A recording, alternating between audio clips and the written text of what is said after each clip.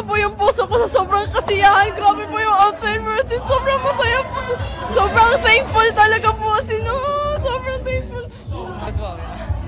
So ano naman na-feel nyo na hindi nakakalabas na kayo ng bahay? So mamimiss nyo ba si Kuya?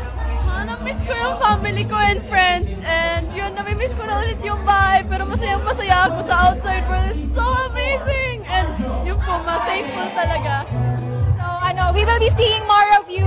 So ito po yung mga kapamilya natin na nanonood.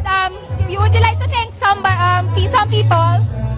Would you like to thank the people that voted for you? Or Salamat po talaga sa lahat ng bumoto sa akin. Feeling ko ngayon, hanggang ngayon, na yung nanay ko lang yung bumoto sa akin. Pero marami pala mga